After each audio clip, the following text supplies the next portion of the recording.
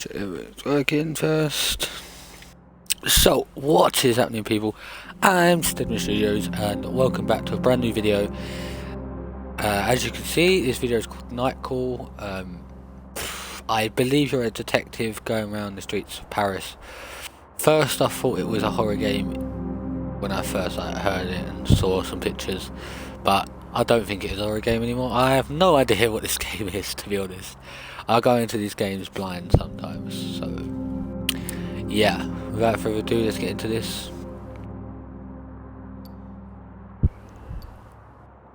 You got new game, you got free roaming, Pastex, whatever that is. Let's go new game, let's go slot one. Whoa, that's well cool. I'm gonna like this already. I know I'm gonna like this already, it just looks really cool, the premise and stuff. Choose an investigation. The Sandman, the Judge, the Angel of Death, surprise investigation, or random. Let's do the Angel of Death just because it sounds the best. Choose difficulty mode. Story, please.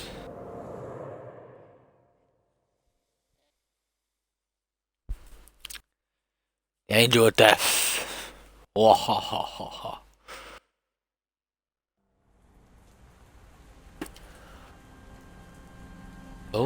Oh, let's get into this. I like this. This is sick already. I like this already.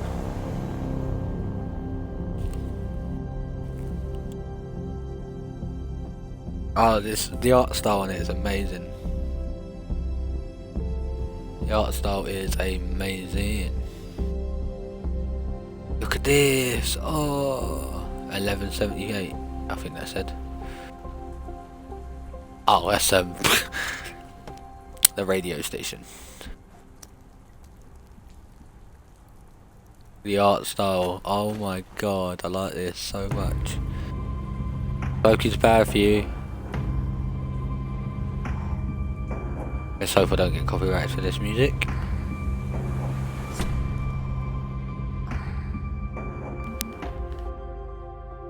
Night Call. Oh, episode 1. The Angel of Death. Doctor.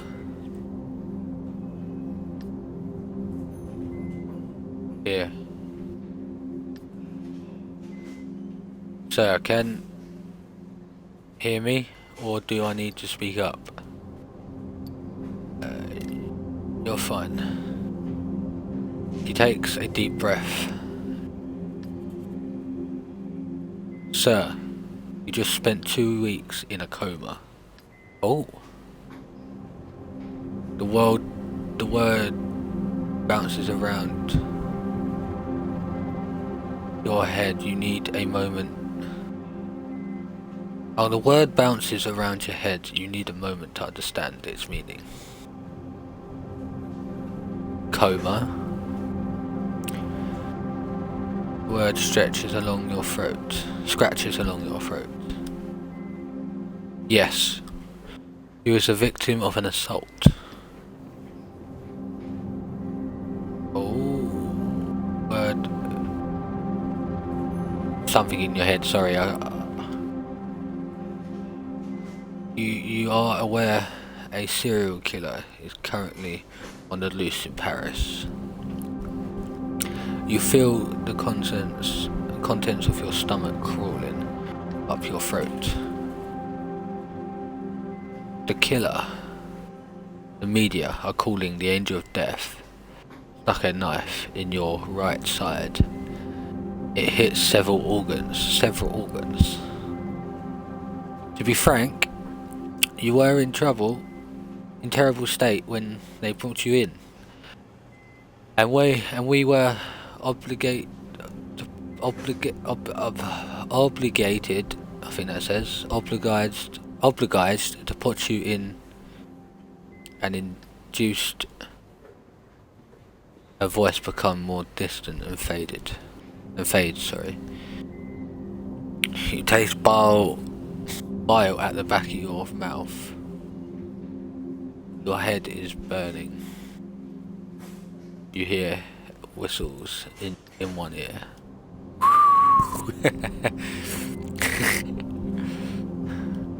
Your fingers move to your wound underneath the bandages. You can feel hard skin. It is incredibly painful. Did they what? I'm sorry. Did they catch the angel? No. No, they didn't actually. He fucked you up and then left. He's now gone to Jupiter. What about my passenger? What about the cops saying nothing? What about my passenger? He was dead before you even got out of your cab. Oh, okay, so I get this, so I'm not a detective, I'm a taxi driver, I guess. By what this is, by what this says. Okay, I got this completely wrong. The doctor is silent for a second. A very awkward second. She hesitates. The police would like to see you as soon as possible. To ask you some questions. Well, I ain't saying nothing, man. Technically, you're the only person to have survived the Angel of Death. Technically, so I die and then come back to life, obviously. Noise in the highway attracts your attention. You turn your head to know you need to rest.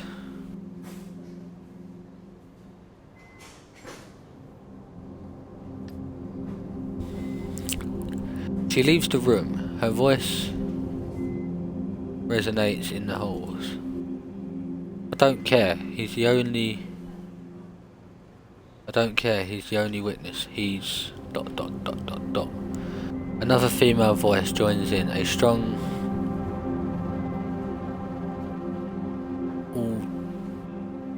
whatever voice. You can't clearly make up what she's saying. A strong feeling washes over you. It's not pain, it's not fragile, it's some odd combination of the two.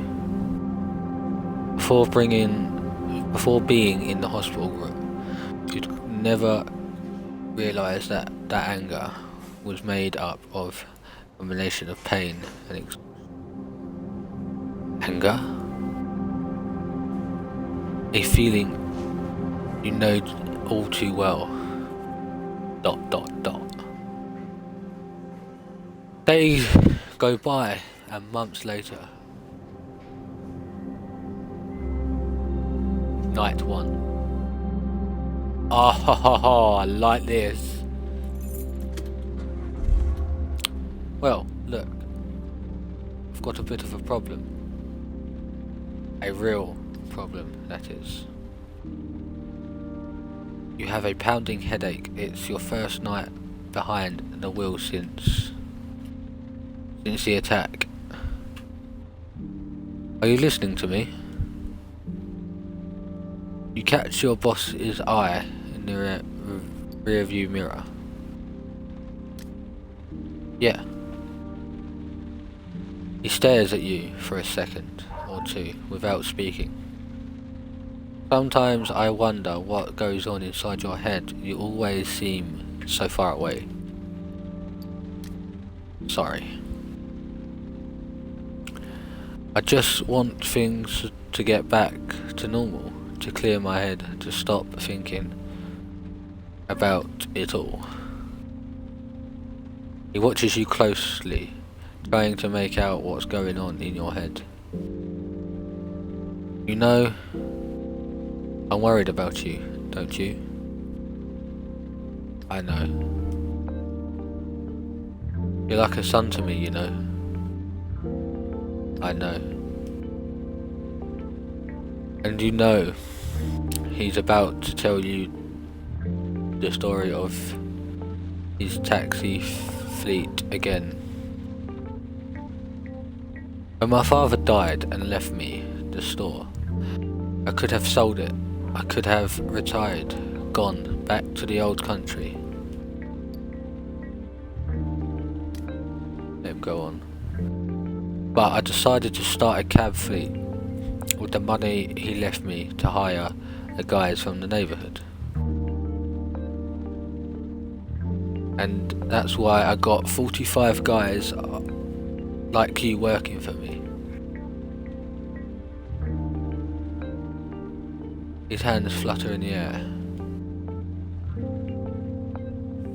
So none of them are any match to you. He smiles. His voice suddenly takes a serious note. Do you want me to... 1 second, guys.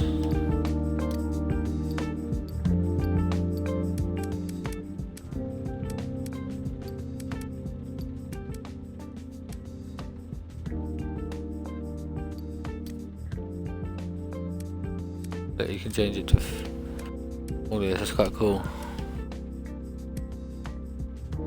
You just turn the text up for me, it's easier for me.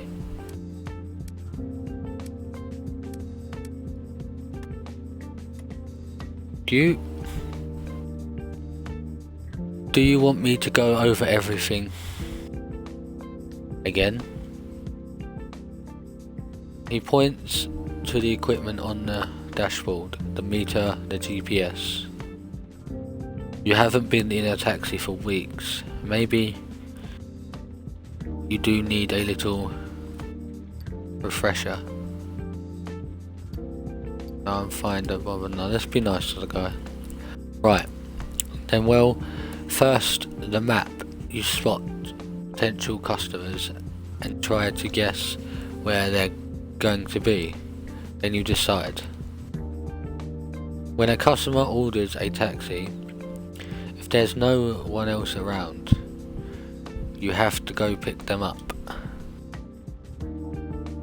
He shrugs. Then that's the way it goes, it's business. No problem. The other fares, you look at the map and decide whatever or not you want to take them. Wherever.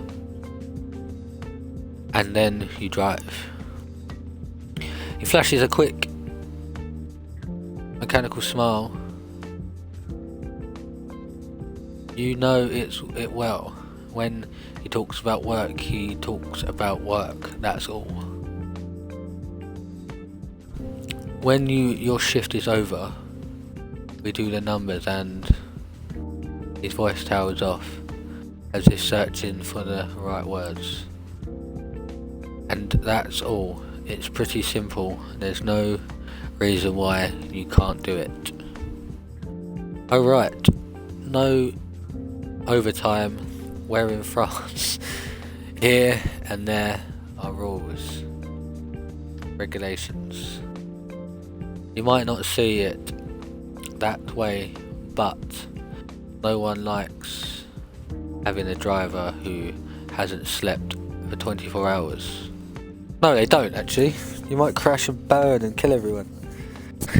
You might go mental, go you. Sorry. He looks away. Something's beginning to bother him since he got into the cab. Anyhow, you know the ropes. You get it.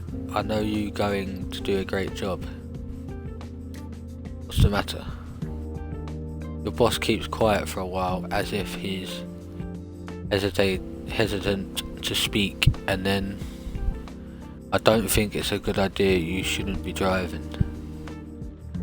The murderer is still out there, and we think he's going to come back for you. We? Doesn't know who I am, maybe. Your boss pulls himself up a little straighter. You can sense he's trying to control himself, trying to not to get upset. Maybe he'd been told to go easy on you.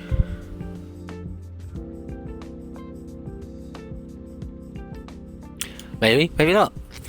He holds your gaze, then turns away. You know, I can put you on the day shifts or send you out to the suburbs. Away from it all, sorry. You shake your head. No. Don't worry about it. Anyway, I'll let you get back to work. Please, no more talking, please. Every minute spent in your taxi is a minute lost. He gives you a smile, half ironic, half serious.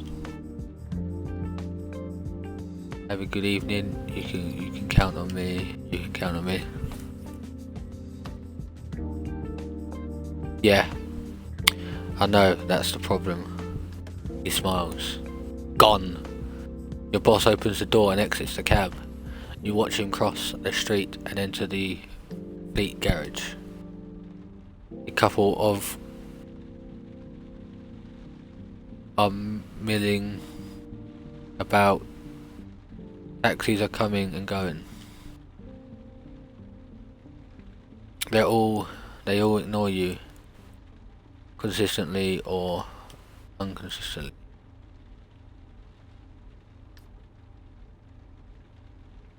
You sit there a moment, then turn the key in the ignition. The hum of the engine sends a tingle down your spine. It's impossible to decide how you missed that feeling. Describe, sorry. It's back to the night shift, back to life.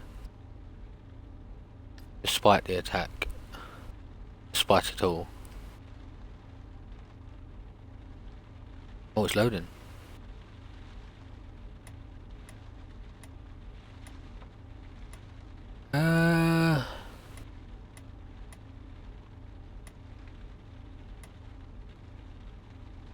Go pick up the weirdo. No, let's go pick up this guy. Vroom vroom, motherfuckers.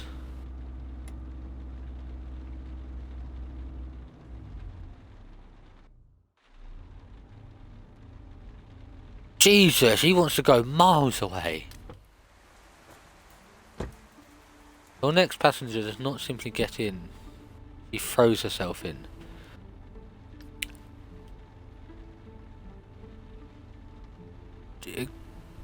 Energetic, lively, chatty, so she looks like she never stops.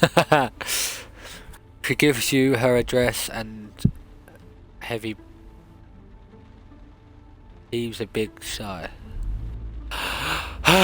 You start driving. Would you mind putting on some music? Yes, I would.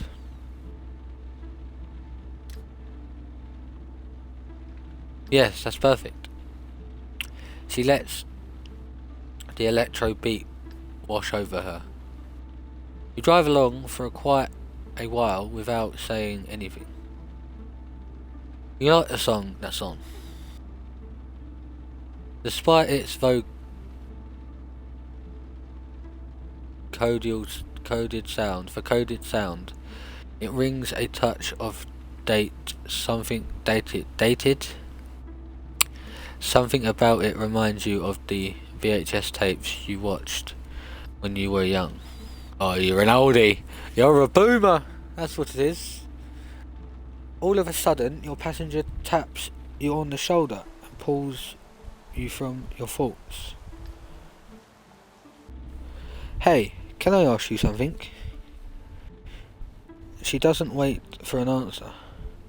Do you think that people have faces that go with their personalities? And by that you mean, yeah, I think so. No, it's possible. Yeah, I think so. She pauses. She scans your face like she's trying to determine your personality. I think it's possible. She starts speaking quicker and quicker. Oh my god, she's been out. She's on the drugs, guys. I saw a really weird movie tonight. A black and white one. Crazy old. What are you trying to say? This, whatever, by Hitchcock, the famous British guy. This famous British guy. Most definitely not talking about me then.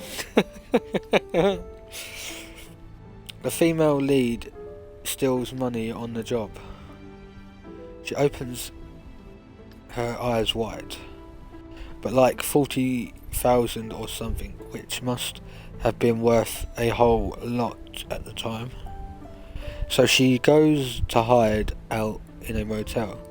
The owner is a bit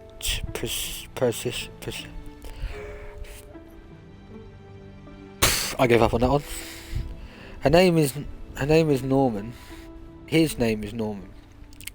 So with that kind of name, you know something's wrong with the start from the start, right? No, Norman could be a good name. Before you can provide an answer, she moves on, and then she gets something slung, in the shower with this big knife. Insane. They kill her off, the main character, after what, half an hour? That's like me when I watch a film. That is like me when I watch a film. There's blood everywhere, of course. You can see everything. Oh no. She's talking about someone getting killed by a knife and he nearly got killed by stabbing. Yeah, okay. Old movies never show you anything. You never even see it when people kiss. Yeah, so anyway, the dude who owns the motel has a complete... so anyway, the dude who owns the motel, he so completely looks like a murderer. He so completely looks like a murderer. That's my voice for this character now. And I can't do it and read at the same time. And she goes right there and gets a room. Has dinner with him. They chat. They chat. They chat all night, and then all of a sudden she kills him, right?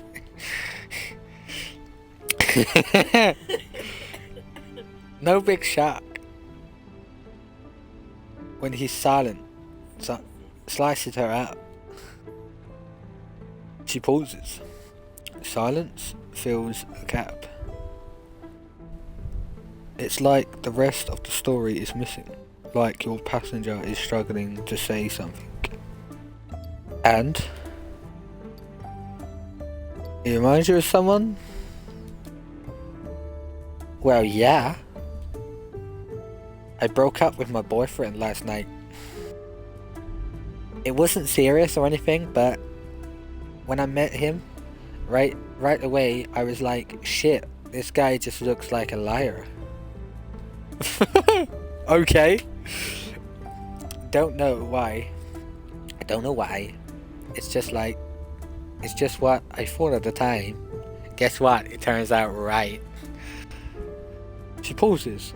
When she starts speaking again, her voice is filled with anger. I'm not doing it. I'm not doing the anger version. And I was right. He totally played me. He was going...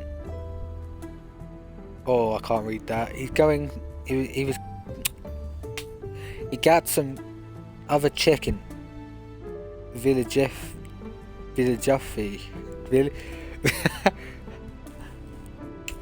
You're French. I just say that. Okay. It sucks because this guy knows a ton about movies, right? He showed me some stuff, real films.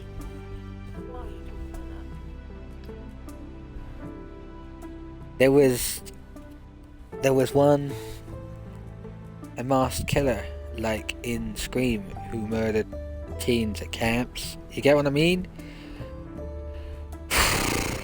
That voice is actually hurting my throat. Like they're totally getting it on, and he comes, the killer carrying a harpoon, and BAM! He slaughters both of them in one fell swoop. I like this girl. I like this chick. This chick is cool, man.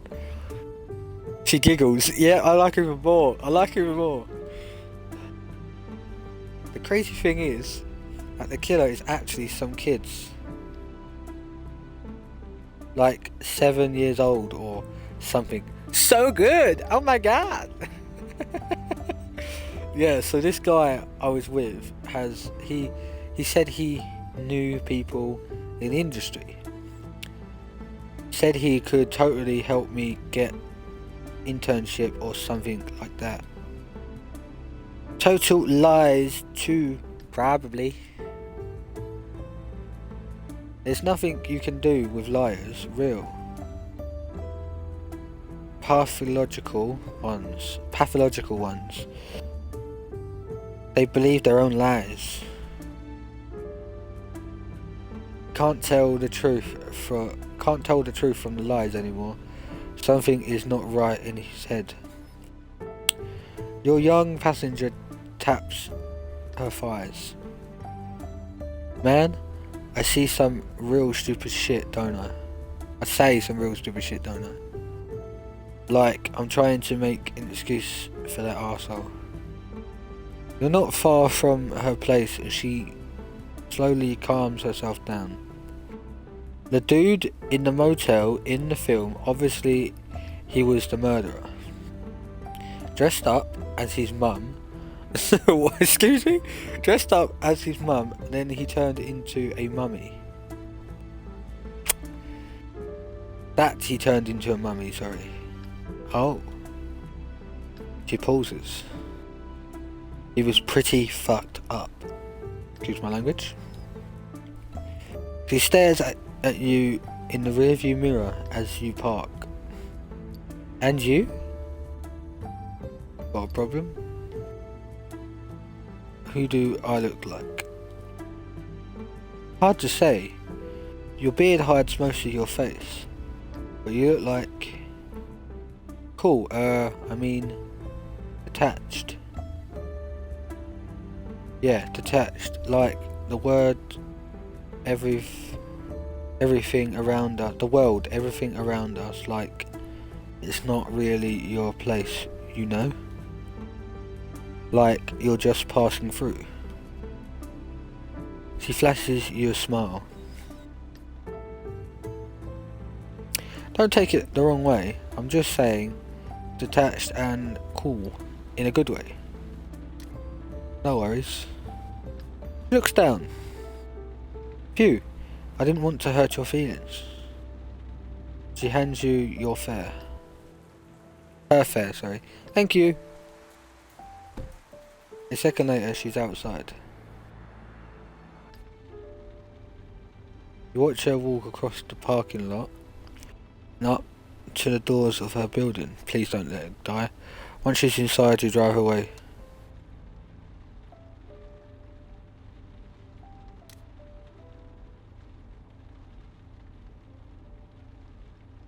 I did kind of actually want to talk to this guy over here, but he's like, he's like miles away.